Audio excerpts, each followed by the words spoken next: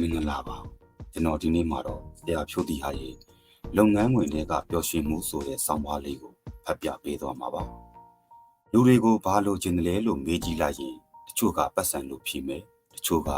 အလောက်ကင်ကောင်းကောင်းလို့ဖြေမယ်တချို့ကတော့တာယာပျော်ရွှင်တဲ့မိသားစုဘဝလေးလို့ဖြေပါမယ်ဒါပေမဲ့အားလုံးရဲ့နောက်ဆုံးပန်းနိုင်ကတော့ပျော်ရွှင်မှုပဲဖြစ်ပါတယ်တကယ်တော့လှုပ်တယ်ဆိုတာငွေတစ်ခုတည်းရဖို့မဟုတ်ပါဘူးဒီအတွက်အလွယ်တကူမြင်နိုင်တဲ့သက်သေကတော့အဖွဲ့အစည်းအသီးသီးမှာလစာတွေအများကြီးရနေပေမဲ့အလုပ်ကနေထွက်သွားကြတဲ့သူတွေရှိလို့ပါပဲပတ်စံတွေရနေုံနဲ့မလုံလောက်ပါဘူးပျော်ရွှင်ဖို့လည်းလိုပါသေးတယ်ဒီအတွက်လုပ်ငန်းခွင်မှာပျော်ရွှင်ဖို့အတွက်အချက်9ချက်ကိုပြောပြခြင်းပါတယ် 3R 4A ဆိုပြီးတော့လည်းအလွယ်တကူမှတ်နိုင်ပါတယ်နံပါတ်1 responsibility အလုပ်တွေရှုပ်လွန်းလို့စိတ်ဖိစီးမှုတွေများလွန်းလို့သာညီးနေကြတာပါတကယ်တမ်းတော့ဘာအလုပ်မှမေရမရှိရင်ဘာတာဝန်မှပေးထားခြင်းမခံရရင်လည်းဝန်ထမ်းတွေဟာမပြောတတ်ကြပါဘူးဒါဖြင့်ဘာတာဝန်မှမပေးထားပဲဘသူကတော့အလုပ်ခံထားပါမလဲလို့ထင်ကျင်စရာရှိပါတယ်တခါတလေအဖွဲ့အစည်းတွေမှာဖွဲ့စည်းပုံပြောင်းတဲ့အခါဝန်ထမ်းယာတုတစ်ထက်တိုးတဲ့အခါနောက်ဆုံးအခုလို work from home ဆိုတဲ့အလုပ်လုပ်တဲ့ပုံစံအသစ်နဲ့လုပ်ရစအချိန်မျိုးတွေမှာဆိုရင်လည်းဖြစ်လေဖြစ်တာရှိတတ်ပါတယ်။အဲ့ဒီကနေချက်ပြီးတော့စဉ်းစားရရင်ကိုယ့်ကိုပေးထားတဲ့တာဝန်ကကိုယ့်အတွက်တိတ်လွဲနေတာကိုယ့်ရဲ့အရေးချင်းကဒီတာဝန်နဲ့မကိုက်တာဒါမှမဟုတ်ဘွဲရကိုမူလာတန်းကလေးအလုံးမျိုးတွေလောက်ခိုင်းနေတာအဲ့ဒီလိုအခြေအနေတွေမှာလည်းမပြောမရွှင်ဖြစ်တတ်ပါတယ်။လူဆိုတာတာဝန်ရှိနေမှတာဝန်ယူထားရတယ်ဆိုမှကိုလေးစားမှုရှိတာပါအတော့မဝင်ဘူးလို့ခံစားနေရတဲ့သူဟာဘလို့နည်းနဲ့မှအလုတ်ခွင်မှာပြောနိုင်မယ်မဟုတ်ပါဘူးနံပါတ်2အတိမတ်ပြုခံရခြင်း recognition အတိမတ်ပြုခံရတယ်ဆိုတာမှာနှုတ်နဲ့ထုတ်ဖော်ချီးကျူးတာကနေလစာတိုးပေးတာယာဒူးတိုးပေးတာခံစား권တွေပေးထားတာထိပါပါတယ်ဘာခံစား권မှတက်မလာပဲနှုတ်နဲ့ပဲချီးကျူးနေုံနဲ့အမြဲတမ်းအဆင်ပြေမနေနိုင်ပါဘူးဒါပေမဲ့တခြားလုပ်ဖို့ကံဘက်တွေရှိမှချီးကျူးပေးတာယုံကြည်ခံရတာသူတို့ရဲ့အကြံပြုချက်တွေကိုအလေးပေးနားထောင်တာတွေကလည်းငွေကြေးရပကုန်ကြပေမဲ့ဝန်ထမ်းတွေကိုစိတ်သက်တက်ကြွစေပါတယ်ချီးကျူးတာတော့မဟုတ်သေးဘူးသူခုလှုပ်လိုက်လို့ကောင်းတယ်မကောင်းဘူးပြန်ပြောပေးတာကတည်းသူ့ရဲ့အားထုတ်မှုကိုအတိမတ်ပြုရရောက်ပါတယ်အမောင်တွေကိုမြားနဲ့ပြစ်တဲ့အခါကိုယ့်ရဲ့မြားချက်ကထိလားမထိလားတောင်မသိရရင်လူကမြားပြစ်ချင်စိတ်ကုန်လာရောလေထိတယ်ဆိုလဲထိတယ်မထိဘူးဆိုရင်လည်းဘလို့လွဲသွားတယ်ဆိုတာသိမှနောက်တစ်ခါထပ်ဖြစ်တဲ့အခါပိုပြီးကောင်းအောင်ပြစ်နိုင်မှာမဟုတ်လားနံပါတ်3ပေါင်းတင်ဆက်ဆံရေး relationship လူဆိုတာအသင်းဖွဲ့နဲ့နေတတ်တဲ့ social animal တွေပါဒီအတွက်လုပ်ဖို့ကံဘက်တွေအထက်အောက်ဆက်ဆံရေးတွေအဆင်ပြေနေဖို့ကလည်းလုပ်ငန်းခွင်ပျော်ရွှင်မှုတွေအရေးကြီးပါတယ်တခုလေးရှင်းပြချင်တာက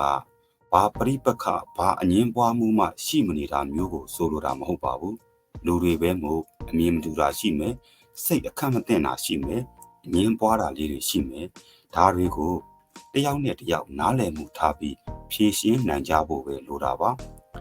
ဒီနေ့ရဲ့အဆုံးတိုင်း retreat ခရီးတွေထက်ကြတယ်tin very game တွေကစားကြတယ်လစာထုံးရက်တိုင်းအပြင်ထွက်ပြီးမုံတွေစုစားကြမယ်ဆိုတာမျိုးကုမ္ပဏီရဲ့ယဉ်ကျေးမှုတစ်ခုအနေနဲ့လှုပ်ထားကြတာတောင်ရှိကြပါတယ်ဒါပေမဲ့ပိုအရေးကြီးတာကနေဆတူကတယောက်နဲ့တယောက်ကြားကဆက်ဆံရေးနဲ့ခံယူချက်သဘောထားတွေဖြစ်ပါတယ်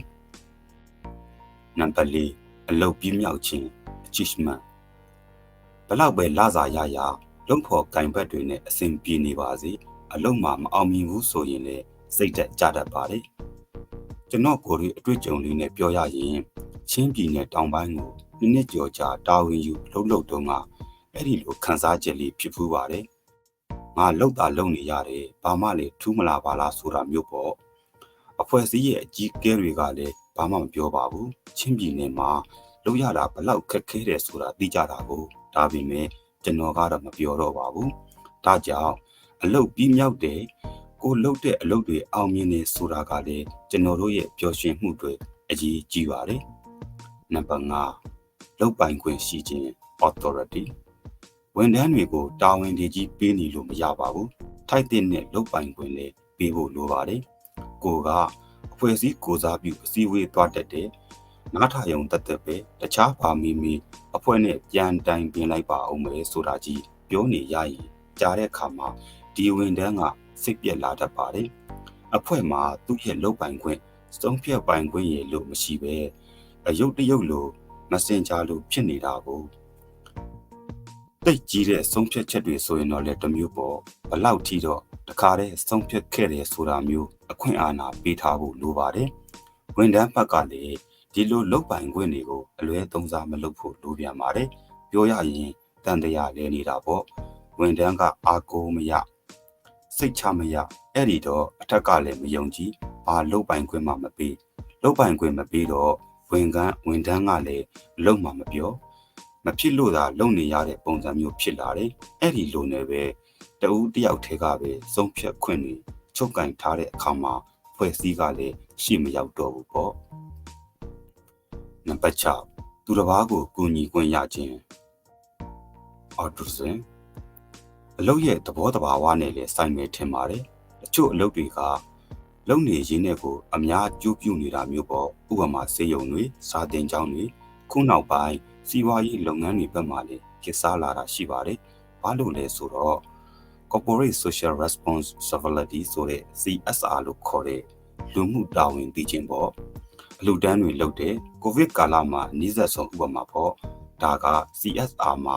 အလွယ်ဆုံးအဆင့်လို့ပြောကြပါတယ်ပိုပြီးရေရှည်လဲခံအောင်အကျိုးလဲများအောင်လုပ်နိုင်တာတွေကတော့ကိုယ့်အလုပ်ကအများကိုမထိခိုက်အောင်ကျင့်ဝတ်ဆောင်ထိန်နိုင်ဖို့အဖွဲ့အစည်းတွင်းမှာလိမ်မိုင်းဆိုင်ရာထိပါနှောက်ယှက်မှုလုပ်သူတွေအများကိုထိခိုက်အောင်လုပ်သူတွေကျင့်ဝတ်မလိုက်နာသူတွေကိုအလုပ်ကနေထုတ်ပယ်တဲ့အထိအရေးယူတဲ့ zero tolerance policy ထားဖို့စသဖြင့်ဖြစ်ပါတယ်။အဲ့ဒီလိုအဖွဲ့အစည်းမျိုးဆိုရင်ဝန်ထမ်းတွေကအလုပ်လုပ်ရတာပြောပါတယ်။ဒီအဖွဲ့ကိုကိုစားပြုရတာလေဂုဏ်ယူနေကြမှာဖြစ်ပါတယ်။နံပါတ်9ဖွံ့ဖြိုးတိုးတက်မှုဒါကတော့နောက်ဆုံးချက်ပါဒီအဖွဲ့မှာလုပ်ရတာလုပ်ဖော်ခိုင်ဖက်တွေနဲ့လည်းအဆင်ပြေတယ်လစာလည်းကောင်းတယ်ဒါပေမဲ့ကိုယ့်ရဲ့ရှေ့တက်လန်းတွေအတွက်ဘာမှအထောက်အကူမဖြစ်ဘူးတနေ့မတိုးတက်နေဘူးပေါ့သင်ယူစရာမရှိဘူးဒါမှမဟုတ်မရှိတော့ဘူးဆိုတဲ့အခါမျိုးကြရင်လေမပြောမရွှင်ဖြစ်တတ်ပါတယ်ခုနောက်ပိုင်းပြောနေကြတဲ့ comfort zone ဆိုတာလိုမျိုးပေါ့အလုပ်တွေကိုပဲလုပ်နေရတယ်စိန်ခေါ်မှုတည်မရှိတော့ဘူးနေတိုင်းအလုပ်ကိုတက်ကြွပျော်ရွှင်လာနိုင်ဖို့အတွက်လုံလောက်တဲ့စိတ်လှုပ်ရှားစရာမရှိတော့ဘူးဆိုရင်အလုပ်ထွက်ဖို့စဉ်းစားလာမိတတ်ကြပါတယ်တကယ်တော့ဒီချက်9ချက်ဟာ Marshall ရဲ့ Hierarchy of Needs ဆိုတဲ့အဆင့်50နဲ့ကတတိယနဲ့စတုတ္ထအဆင့်တွေဖြစ်တဲ့ Love Belonging နဲ့ Esteem Need တွေလည်းဖြစ်ပါတယ်စိတ်ပိုင်းဆိုင်ရာလိုအင်တွေတနည်းအားဖြင့်လုပ်ငန်းခွင်မှာပျော်ရွှင်ဖို့အတွက်လိုအပ်ချက်တွေဖြစ်ပါတယ်ဒါကြောင့်ကိုကလုပ်ငန်းရှင်တယောက်ဥဆောင်စုတယောက်ဆိုရင်ကိုယ့်ရဲ့ဝန်ထမ်းတွေအတွက်ဒီ9ချက်ပြည့်စုံအောင်လုပ်ပေးထားဖို့လိုသလိုကိုကဝန်ထမ်းတယောက်ဖြစ်ပြီးအလုပ်မှာမပြောမရွှင်ဖြစ်နေတယ်ဆိုရင်လည်းဒီ9ချက်ထဲကဘယ်ချက်တွေလိုနေတာလဲဒါတွေရဖို့ဘာလို့တင်လဲစဉ်းစားပြီးလုပ်ငန်းခွင်တွေကပျော်ရွှင်မှုကိုရှာဖွေရယူနိုင်စေခြင်းပါတယ်ခင်ဗျာဟုတ်ကဲ့ဒါကတော့ဆရာဖြိုးတီဟာရဲ့လုပ်ငန်းခွင်တွေကပျော်ရွှင်မှုဆိုတဲ့ဆောင်းပါးလေးကိုဖတ်ပြပေးသွားတာပါမိတ်ဆွေရဲ့ခန်းစားသိမြင်သွားမှုကိုလည်းခုမှမှတ်ချက်ရေးသွားနိုင်ပါလေနောက်နေ့များမှာလည်းကောင်းမွန်တဲ့စာစကားစုတွေရှာဖွေဖတ်ပြပေးသွားမှာဖြစ်တဲ့အတွက်ဒီဆောင်းပါးလေးကိုကြံ့နေတတ်တဲ့ဆိုရင် like and share လုပ်ပေးနိုင်ပါတယ်အဆုံးထိနားထောင်ပေးတဲ့မိတ်ဆွေကိုလည်းကျေးဇူးအထူးတင်ပါတယ်ခင်ဗျာ